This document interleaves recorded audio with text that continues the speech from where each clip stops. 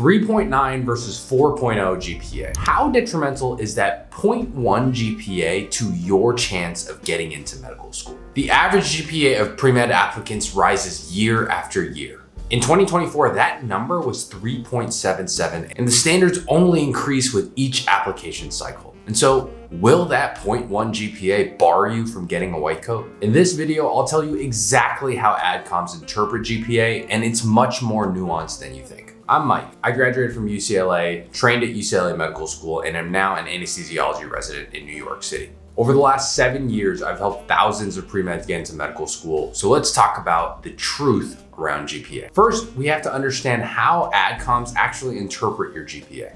Table A23 buckets pre-meds based on their GPA and their MCAT score, and it tells you their corresponding acceptance rates. It shows us that 5 out of every 6 pre-meds with a 3.79 plus GPA and a 517 plus MCAT were accepted to medical school. Those are pretty dang good odds. In fact, that's 83%, double the national average of 40%. And on the completely opposite end, students with a 3.0 to 3.19 GPA with a 498 to 501 MCAT, 5 out of 6 of them got accepted nowhere. And those odds, roughly about 16 or 17%, are more than half the national average at 40%. While these stats are correlational, it's not too far of a reach to say that stats have a huge impact on your admissions odds. Yes, of course, medical school admissions is holistic and there are other factors, but most pre-meds misunderstand what holistic means. For example, it does not mean that your extracurricular activities will carry your 2.72 GPA, 495 MCAT to an acceptance. It also means that your 3.95 GPA, 519 MCAT is not going to be enough if your resume only has 2 months of being a hospital volunteer and 1 month of being a soup kitchen volunteer. Bottom line here is that GPA alone is enough to get you rejected from medical school, but GPA alone is not enough to get you into a medical school. In one short phrase, it is necessary and important, but not enough. And while your GPA is a 3-digit number, there are many ways to contextualize your GPA. For example, you have multiple GPAs. There's your non-science GPA and your science GPA. Both are equally important. In 2024, matriculants had a non-science GPA of 3.84. Think your English literature class and your intro to Buddhism. The average matriculant science GPA was 3.71. These are your Gen Chem, OChem, physics propers. And according to an AMC survey filled out by 128 AdComs, that video actually is here, science GPA is ranked under the most important category, while total GPA, which includes your non-science GPA, is rated as somewhat important. So while your overall GPA may look compelling and encouraging, if your science GPA is much lower in the order of a 3.4 or 3.3, you can't really hide behind that number. AdComs will separate your science GPA from your non-science GPA and use that science GPA to determine whether you can handle the rigors of a medical school science curriculum. Another factor to interpreting your GPA are what we call upward and downward trends. It's a tale as old as time. Many pre-meds will start in their first quarter of freshman year very slowly. They're moving to a new place. They're not living with mom and dad anymore. They have to learn how to cook and do laundry. I am speaking from personal experience. And so with all those overwhelming contextual things, they start with a 3.4 GPA in their first quarter. And as they get more and more comfortable with college, those GPAs go up to 3.7, 3.85, 3.92, and 4.0 all the rest of the way after they figure it out sophomore year. So you can imagine 2 pre-meds may have the same 3.84 GPA. Pre-med A may have started slow and worked his way up,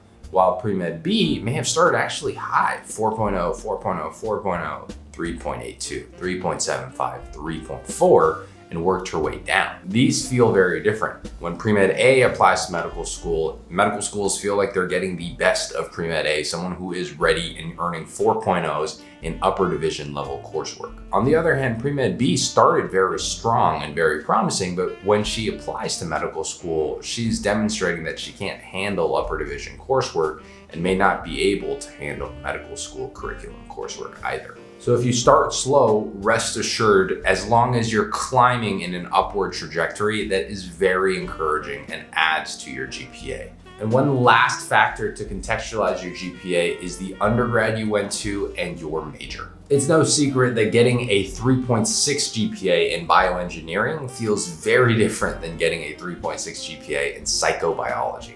A 3.8 GPA from a school that has severe grade inflation like Harvard feels very different from a 3.8 GPA with severe grade deflation like Boston University, whose median GPA is a 3.07. While this information doesn't mean you should just transfer to psychobiology at Harvard to earn the highest number possible, it does mean that if you are in a harder GPA or in a school with grade deflation, that context is applied to your GPA.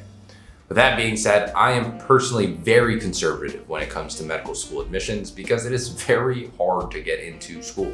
And for those reasons, I try to make the GPA number as high as possible. And if that means not choosing bioengineering because you're really not that passionate about it, and choosing biology instead, which you're equally interested in, make life easier for yourself and choose easier majors so that you have more time outside of class to build the rest of your application. Now, if you're truly passionate about bioengineering, this is a fully different story, as most people who are truly passionate about a major will likely do better in that major. And majors like bioengineering, like computer science, those majors may tend to be much harder to earn a higher GPA, but the projects and the skills that you learn are applicable to medicine. And those are opportunities that other pre-meds do not have access to. So our job here is to really give you the options and help you weigh the pros and cons. The decision is ultimately up to you, but if you ever feel like you need support in making that decision, we are always available. So putting all of this together, GPA is a signal to admissions committees on whether you can handle the rigors of medical school curriculum.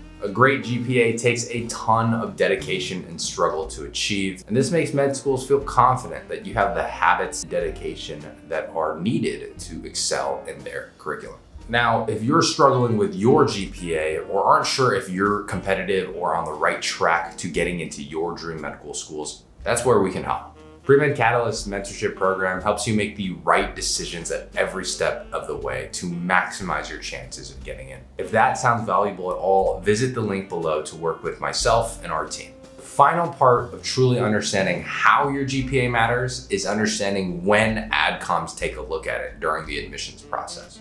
Admissions happens in two phases. Phase number one is the rule out phase, where they're looking for any reason to take your application out of the pile. People who pass phase one have a foot in the door. Phase two is the rule in phase, where they're now looking for reasons to keep and accept you into the culture and mission statement of their program. Here, they're very careful about mission fit and whether the person on paper matches the person live in an interview setting. This is where the students who have a foot in the door must now earn a seat at the table. And of these two phases, the rule out and the rule in phase, GPA is most important in the rule out phase, phase number one. If your GPA does not give them confidence that you can handle biochemistry and cardiology in medical school, that is an easy moment for them to rule your application out and throw it out of the pile. At this point, you can't handle the coursework, so your extracurriculars and your letters of recommendation become far less important.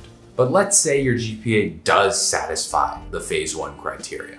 Now that you've moved into phase two, ruling in, your GPA matters much less. Now you're in a pool of other pre-meds, all of whom who have a foot in the door, who have proven that they can handle the coursework and curricula and pace of medical school. Because that no longer is a concern to AdComs at this stage, your GPA and your MCAT don't really matter as much. Again, now they're looking for someone with culture fit and mission alignment. We move from the numerical quantitative assessment of GPA, MCAT, and extracurricular hours to a qualitative assessment of mission fit, culture, and what type of physician you will become. It's at this point where your extracurriculars, your letters of recommendations, your personal statement, your secondaries, your interviews, all of this qualitative data is what gets assessed to hopefully move from foot in the door to seat at the table. So finally, we return back to the original question. Does my 3.9 GPA matter compared to a 4.0 GPA?